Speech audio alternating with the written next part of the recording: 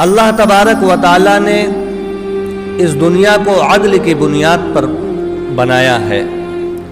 اللہ تبارک و تعالی نے اس دنیا کو عدل کی بنیاد پر بنایا ہے۔ اللہ نے مساوات کی بنیاد پر اس دنیا کو نہیں بنایا، بلکہ اللہ تعالی نے عدل کی بنیاد پر، یعنی جس آدمی کو جس چیز کی جتنی ضرورت ہے اتنی ضرورت کے مطابق اللہ تعالیٰ نے اسے عطا کیا۔ اسی چیز کا نام عدل ہوتا ہے، اور اللہ تعالیٰ نے عدل کی بنیاد پر دنیا کو بنایا۔ اگر مساوات کی بنیاد پر بناتے تو یہ ہوتا کہ سارے کے سارے مالدار ہی رہتے، یا سارے کے سارے غریب ہی بنا دیے جاتے، یا ساروں کو متوسط درجے کا بنا دیا جاتا۔ لیکن اللہ تبارک و تعالی نے مساوات کی بنیاد پر اس دنیا کو نہیں بنایا، انسان کو نہیں بنایا، بلکہ عدل کی بنیاد پر بنایا ہے۔ یعنی جس آدمی کو جس چیز کی جس وقت جتنی ضرورت پڑتی ہے اس ضرورت کے مطابق اسے عطا کر دیا جائے، اسی چیز کا نام عدل ہے، اور اللہ نے عدل کی بنیاد پر دنیا کو بنایا۔ جب اللہ تعالیٰ نے عدل کی بنیاد پر دنیا کو بنایا، سارے انسان کو بنایا، تو اس میں انسان تین قسموں میں منقسم ہو گئے۔ تین طرح کے انسان آج دنیا کے اندر پائے جاتے ہیں۔ پہلے وہ لوگ ہیں جو معاشرے کے اندر، سوسائٹی کے اندر مالدار سمجھے جاتے ہیں، اور ان کا شمار صاحب ثروت میں ہوتا ہے، ان کا شمار سربراوردہ لوگوں میں ہوتا ہے، ان کا شمار مالداروں میں ہوتا ہے۔ تو پہلے مرحلے میں تو مالدار لوگ ہیں، اور دوسرے مرحلے کے اندر اللہ تبارک و تعالی نے متوسط درجے کے لوگوں کو بنایا۔ یعنی وہ نہ بہت زیادہ مالدار ہیں اور نہ بہت زیادہ غریب ہیں، بلکہ اللہ تعالی نے ان کو متوسط درجے میں رکھا ہے کہ بس وہ کمائی کر کے اپنا پیٹ اور اپنے بال بچوں کا پیٹ پال لے رہے ہیں اور اپنی ضروریات کو پوری کر لے رہے ہیں۔ تو دوسرے قسم کے اس طرح کے لوگ ہیں، اور تیسرے جو لوگ ہیں وہ غربا ہیں۔ تو تین قسموں میں اللہ تعالیٰ نے انسان کو منقسم کیا، یا تو بہت زیادہ مالدار بنایا، یا متوسط درجے کا بنایا، اور تیسرے نمبر پر غریب بنایا۔ اب اللہ تبارک و تعالی نے عدل کی بنیاد پر کسی کو مالدار بنا دیا، تو کسی کو متوسط درجے کا بنا دیا، تو کسی کو غریب بنا دیا۔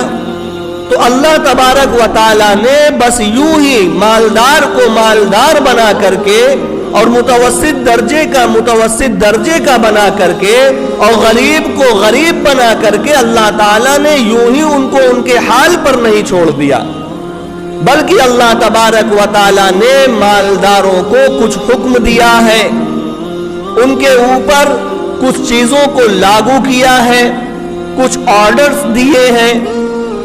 متوسط درجے کے لوگوں کو بھی کچھ حکم دیا گیا ہے، اور جو غریب غربا ہیں اللہ تعالیٰ نے ان کا بھی لحاظ رکھا ہے۔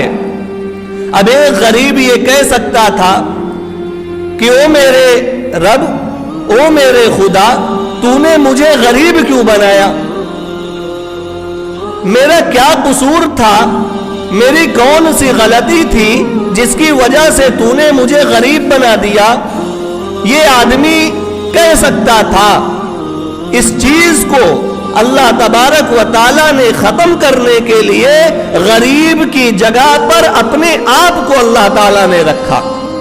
چنانچہ حدیث قدسی کے اندر اللہ کے نبی صلی اللہ علیہ وسلم سے یہ بات منقول ہے کہ کل قیامت کے دن اللہ تبارک و تعالی جب سارے وہاں پر انبیاء علیہمُ التسلیم کھڑے ہوں گے، جب سارے حضرات صحابہ کھڑے ہوں گے، حضرات اہل بیت کھڑے ہوں گے اور حضرات اولیاء اعظام کھڑے ہوں گے، تو اس وقت اللہ تبارک و تعالی انسانوں سے کہے گا کہ اے میرے بندے، اے میرے بندے، میں نے تجھ سے کھانا مانگا تھا اور تو نے مجھے کھانا نہیں کھلایا۔ وہ بندہ عرض کرے گا، او باری تعالیٰ، آپ تو رب العالمین ہیں، آپ تو ساری دنیا کو پالنے والے تھے، آپ تو ساری دنیا کو کھلانے والے تھے، آپ انسانوں کو بھی کھلا رہے تھے، آپ حیوان کو بھی کھلا رہے تھے، آپ تمام مخلوقات کا انتظام کر رہے تھے، او باری تعالیٰ آپ تو رب العالمین ہیں، میں آپ کو کیسے کھلا سکتا تھا؟ اللہ کا فرمان ہوگا، اے میرے بندے، تمہارے پاس فلاں غریب آدمی آیا تھا اور تم سے کھانا مانگا تھا، اگر تم اسے کھانا کھلا دیتے تو تم اس کھانے کا اجر مجھ سے حاصل کر لیتے۔ پھر اللہ تعالیٰ یہ اعلان کریں گے، اے میرے بندے، میں نے تجھ سے پانی مانگا تھا، تو نے مجھے پانی نہیں پلایا۔ وہ بندہ عرض کرے گا، او باری تعالیٰ آپ تو رب العالمین ہیں، آپ کو کس چیز کی کمی، میں آپ کو پانی کیسے پلا سکتا تھا؟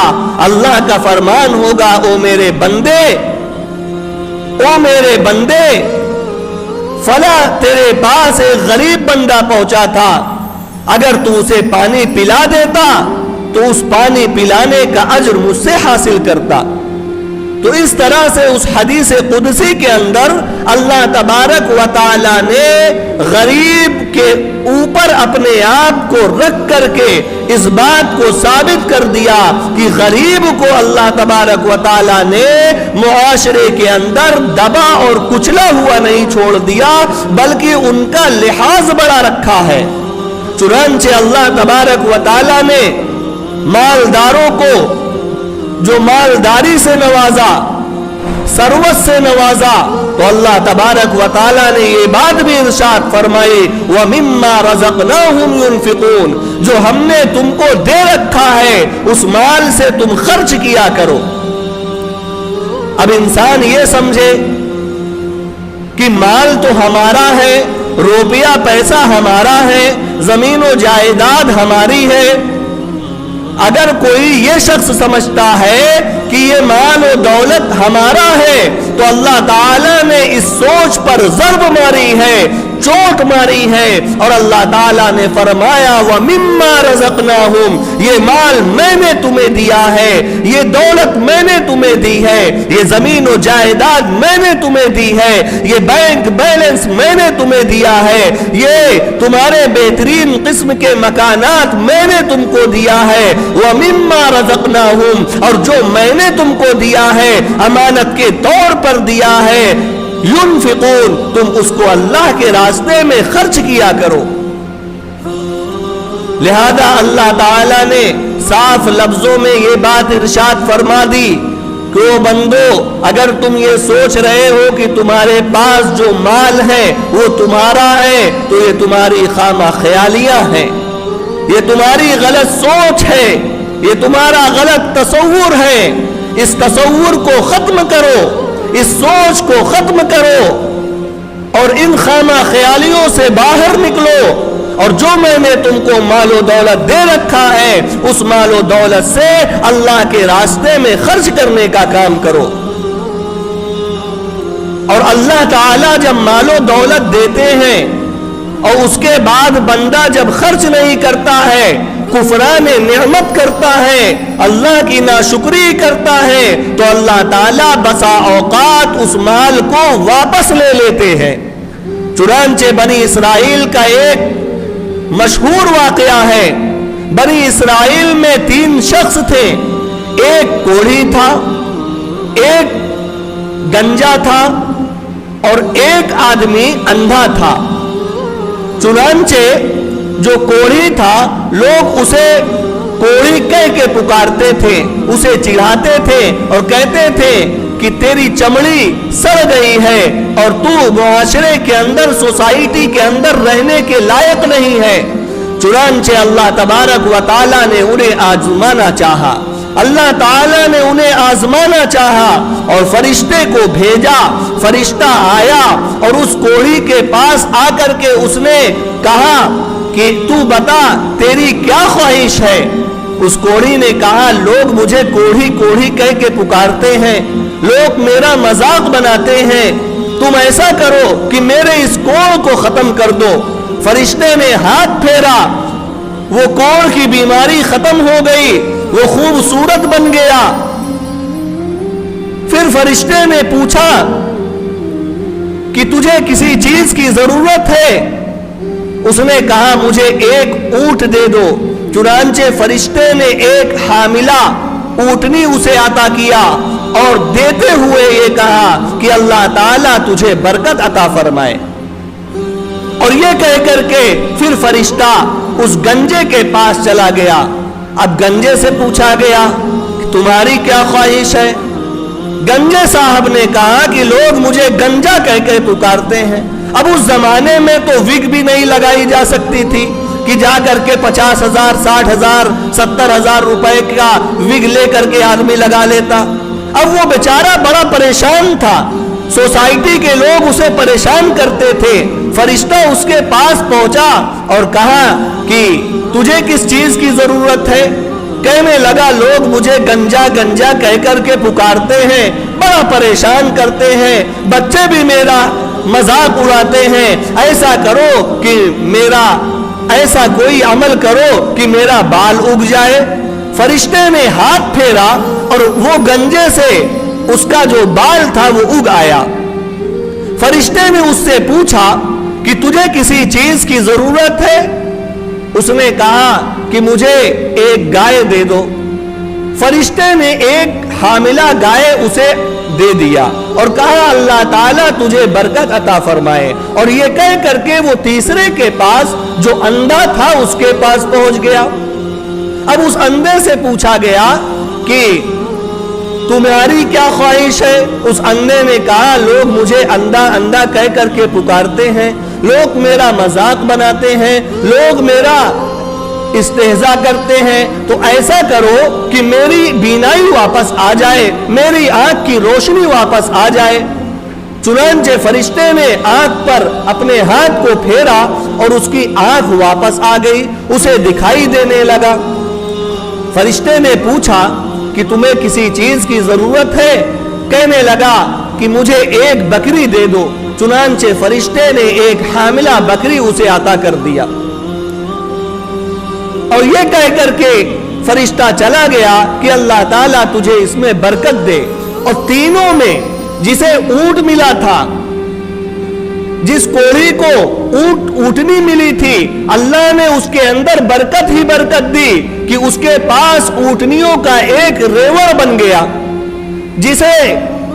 जिस गंजे को फरिश्ते ने अल्लाह ताला के हुक्म से गाय दिया था, हामिला गाय दिया था, उसके अंदर भी बरकत ही बरकत हुई और उसके पास गाय का भी एक रेवड़ जमा हो गया और अंधे के पास भी बकरियों का एक रेवड़ जमा हो गया। यानी तीनों के पास बहुत ज्यादा जानवर मौजूद हो गए। अब अल्लाह ताला ने उन्हें आजमाना चाहा। पहले अल्लाह ने दिया, अब अल्लाह ताला ने आजमाना चाहा। उसी फरिश्ते को अल्लाह ताला ने इंसानी शक्ल में भेजा। वो फरिश्ता आता है, सबसे पहले उस कोढ़ी के पास पहुंचता है और कहता है कि देखो मैं मुसाफिर हूं, मेरे पास कोई चीज नहीं है, ऐसा करो कि तुम अपनी ऊंटनियों में से मुझे एक ऊंटनी दे दो। वो कहता है कि भाई मेरे पास कर्ज बहुत ज्यादा है, इसलिए मैं तुमको ऊंटनी नहीं दे सकता। फरिश्ता कहता है कि अच्छा, तुमको अपनी पुरानी जिंदगी याद करना चाहिए। क्या तुमको अपनी पुरानी जिंदगी नहीं याद है? तुम वही हो वही कोढ़ी हो जिसको कोढ़ी कोढ़ी कह करके लोग मजाक बनाते थे, फिर अल्लाह ताला ने तुम्हें उस कोढ़ की बीमारी से शिफा अता फरमाया, सेहत याब किया, और फिर अल्लाह ताला ने जो तुम गरीब समझे जाते थे, अल्लाह ताला ने तुम्हें इन जानवरों के जरिए से अमीर कर दिया, और आज तुम अल्लाह के नाम पर अल्लाह के रास्ते में एक अपना जानवर नहीं दे सकते।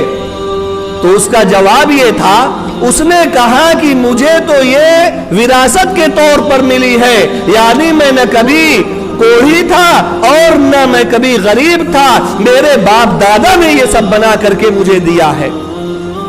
फरिश्ते ने कहा, अगर तू झूठ बोल रहा है तो अल्लाह ताला तुझे तेरी पुरानी हैयत पर और पुरानी सूरत पर अल्लाह ताला तुझे लौटा दे। फिर फरिश्ता दूसरे आदमी के पास गया, दूसरे से भी वही पूछा और दूसरे ने भी वही जवाब दिया।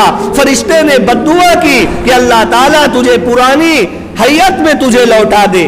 और जब तीसरे के पास गया और कहने लगा उस अंधे से कि मैं मुसाफिर हूं, मुझे एक बकरी दे दो, उसने कहा हाँ हाँ, अल्लाह के रास्ते में एक बकरी क्या, ये जितनी बकरियां हैं इनमें से जितनी चाहे आप इसे ले ले, ये अल्लाह की है। और मैं अंधा था तो अल्लाह ने मुझे आंख दी, और मैं गरीब था तो अल्लाह ने मुझे बकरियां दी। आज उन बकरियों के जरिए से मेरे पास एक बकरियों का रेवड़ जमा हो चुका है और मैं मालदार समझा जाता हूँ, ये अल्लाह ने मुझे दिया है। लिहाजा अल्लाह के रास्ते में आपको एक नहीं 1000 बकरियां लेनी पड़े, आप खुशी खुशी ले लीजिए। अल्लाह ने मुझे दिया है तो अल्लाह के रास्ते में मुझे खर्च करने में कोई दिक्कत महसूस नहीं होती। लिहाजा रिवायत के अंदर ये बात मिलती है कि दोनों जो पहले आदमी थे उनको पहली सूरत पर, पहली हैयत पर लौटा दिया गया। एक को हमेशा के लिए गंजा बना दिया गया और दूसरे को हमेशा के लिए कोढ़ी बना दिया गया, और तीसरे को अल्लाह ताला ने वो नाशुक्री नहीं किया, कुफराने नेमत नहीं किया, इसलिए अल्लाह तबारक व ताला ने उसे खूब अता किया, खूब अता किया।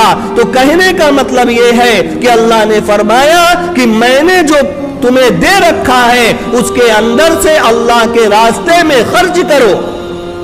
अब अल्लाह ताला चाहते तो हमारा पूरा माल खर्च करवा देते, लेकिन अल्लाह ताला की सिफत रहमानियत को देखिए, अल्लाह ताला के सिफत रहमानियत को देखिए कि अल्लाह ताला ने हमारे पूरे माल को निकालने के लिए नहीं कहा, बल्कि हमारे ऊपर ज़कात के एक सिस्टम को लागू किया, ज़कात के एक सिस्टम को लागू किया। और ज़कात का क्या माना होता है?